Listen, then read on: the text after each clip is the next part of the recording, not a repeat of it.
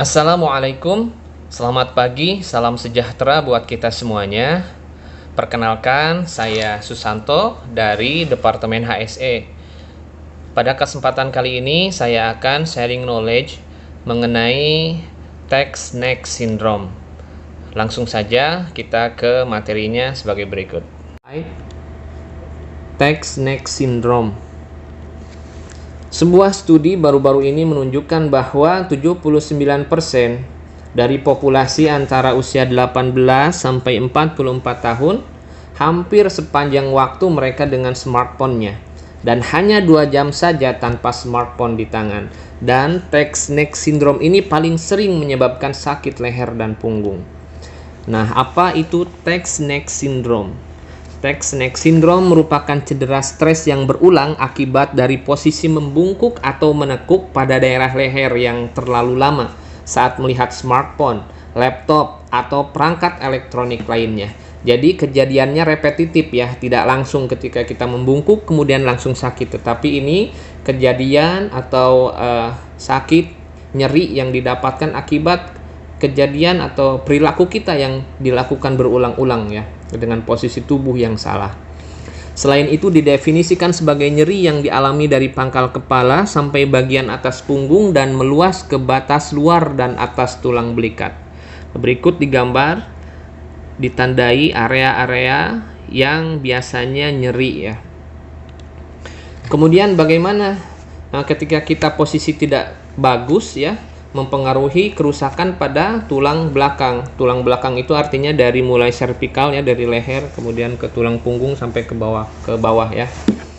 Ketika kita normal sejajar antara kepala dan bahu, biasanya kita lihat patokannya dari telinga dan bahu itu sejajar 0 derajat, kita akan menumpu beban itu sekitar 10-12 pound atau sekitar 4 lebih atau 5 lebih kilo ya. Tetapi ketika cenderung ke depan, posisi kepala dorong ke depan agak membungkuk ya 15 derajat, itu kita menopang beban sekitar 27 pound. Kemudian selanjutnya ya, seperti digambar ada 30 derajat, maka beban yang diangkat adalah 40 pound, 45 derajat, kemudian 60 derajat itu 60 pound ya. Nah, bagaimana tanda dan gejala dari text neck syndrome ini? Yang pertama adalah biasanya itu suka sakit kepala. Otot kepala itu karena otot di pangkal leher bisa menjadi kejang dan menjadi nyeri, atau nyeri juga bisa dirujuk dari leher ke atas kepala, terlalu banyak waktu melihat layar. Apapun posturnya juga dapat meningkatkan risiko mata lelah dan sakit kepala. Biasanya ketika mata kita lelah, syarafnya juga akan terpengaruh dan akan membuat kita menjadi sakit kepala. Kemudian juga nyeri di leher dan punggung atas ya, ini jelas karena leher kita itu ototnya tidak ergonomis. Jadi menumpu beban yang berat, sehingga kalau itu didiamkan terlalu lama maka akan nyeri ya, leher itu akan nyeri dan punggung itu akan terasa nyeri dan bisa meluas. Kemudian berikutnya adalah leher kaku, biasanya suka sulit untuk melirik ya, nengok ke kiri atau ke kanan ke bawah, biasanya sakit. Kemudian postur kepala ke depan dan bahu membungkuk ya, karena ini kejadian berulang jadi kebiasaan dan akhirnya akan membuat postur kepala kita menjadi ke depan dan bahu kita menjadi membungkuk ya. Kemudian berikutnya ya, di sini ada sebelah kiri ini adalah posisi yang bagus ya, align postur.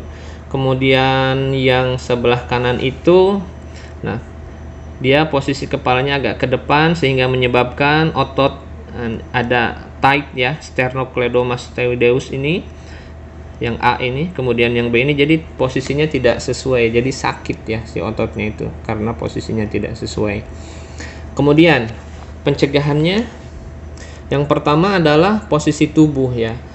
Jadi diusahakan ketika kita melihat smartphone itu sejajar atau paling maksimalnya 15 derajat lah ke bawah ya, lebih bagus sejajar dengan mata.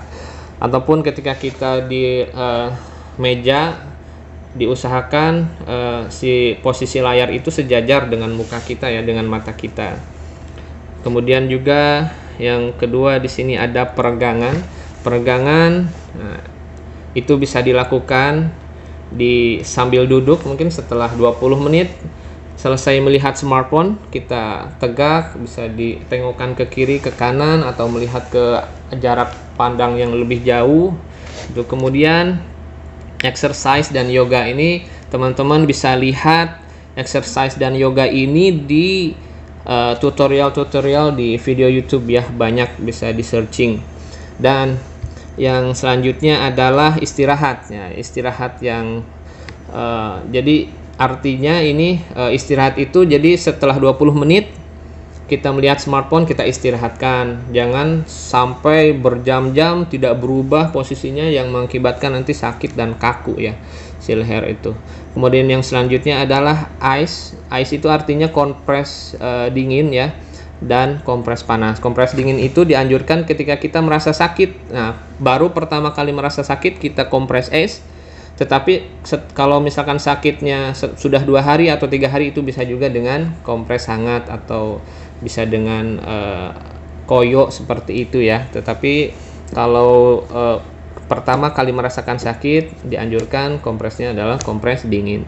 Kemudian itu massage ya, atau pemijatan di area yang sakit, itu juga bisa mereduce sakit ya, atau nyeri di area leher dan juga punggung ya, dengan catatan pijatannya itu yang betul ya, dilakukan oleh tenaga profesional seperti fisioterapi.